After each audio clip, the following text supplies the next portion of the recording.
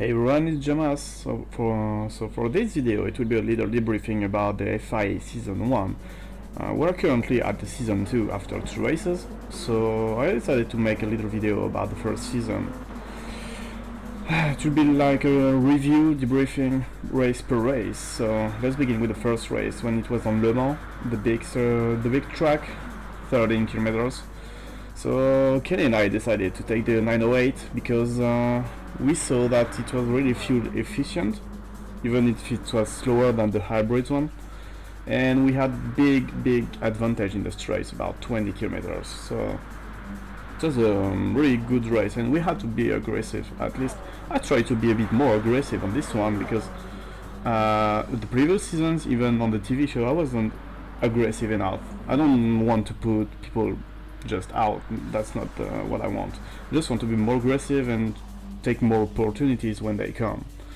So the strategy for this race was basically to not pit, and all the hybrids did pit, and even Adrian did pit with changing tires. And you can see already the finish on this little clip, and he's just on my tail. He's coming about 3 seconds per lap, but we both have penalties, but I have less penalties than him, and I just win by 3 seconds on him.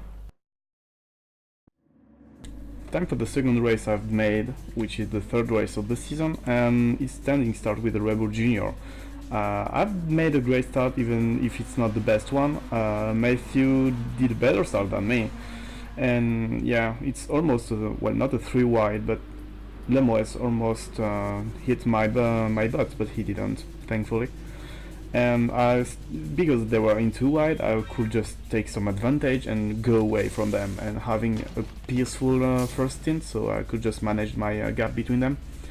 But on the second one, the Spanish guy went really fast, and he was catching me about half a second per lap, something like that, because I was trying to manage my fuel, trying to not get any penalties, because I already had 1 or 2. And it was very stressful because I could see him coming a bit, but in the end he messed up in the final lap, so I could just make my final lap very easily and with 10 seconds ahead of him, and I just win the second race of the season, which is a real big surprise. And as you can see now in the results, I'm first of my local region and also first of France, which is a big surprise for me, and 7th in Europe. So I wanted to make a top 10 at least for the first season, and I did it, so I'm really happy about that.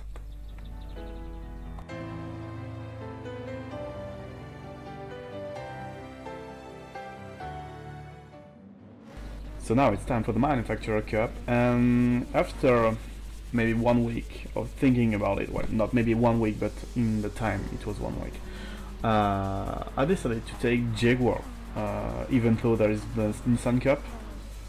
I don't know, I didn't felt really interested to take part of the Nissan Cup because it's only the exhibition thing that we can win in Barcelona. So yeah, that's great to go to Barcelona, but I don't know, I didn't feel like it was attractive enough to have to sign a contract with Nissan for the whole year. So I decided to take Jaguar instead, which isn't a very fast car. Well, it's not as bad as maybe the Peugeot or other cars, but it's clearly not a top tier car for both groups. So I can't say it's a bad choice, but I can't say I will be able to win on each races. I just aim for top 5 or even podiums, which is really fine. And it was pretty much what I could aim for the first race of the Manufacturer Cup. Sadly, I don't have the replay of it, so I can't show the image of it. But to make a long story short, it was on Dragon Trail Gardens, and I'm not really good enough on this track, like at all. So I qualified 6th, I think. Yeah, 6th. And both Kenny and Alex were in front of me.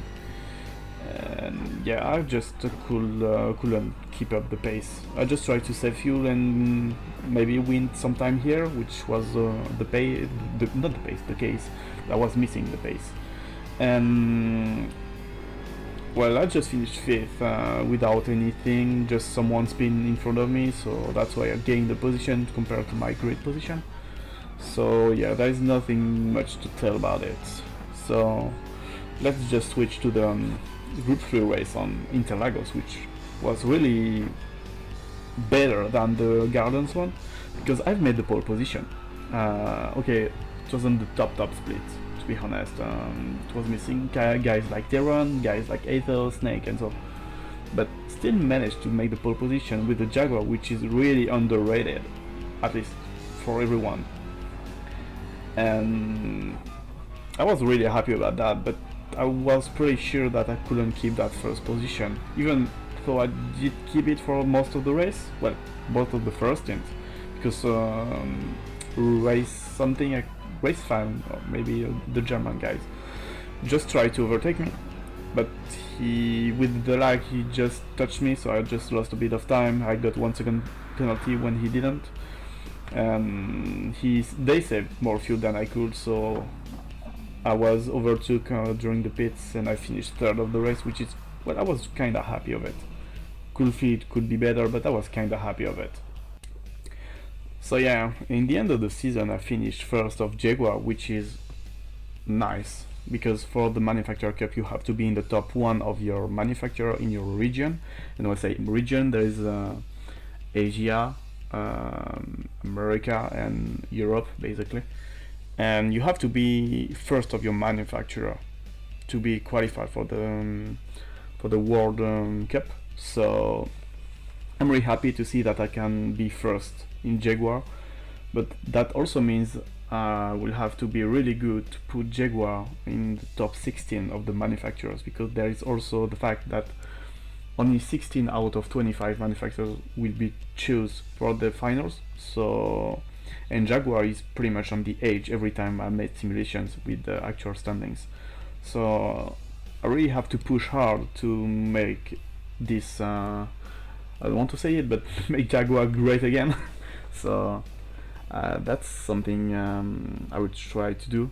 It will be hard, because when there is fast people, even faster than me, with better cars, it's really hard to compete against, but I will have to find something else to be even better than I am actually. So I hope I will be able to make it, because I know I have decent and even good teammates. Well, I will call them teammates in the other regions, so I'm pretty sure it's possible to do it.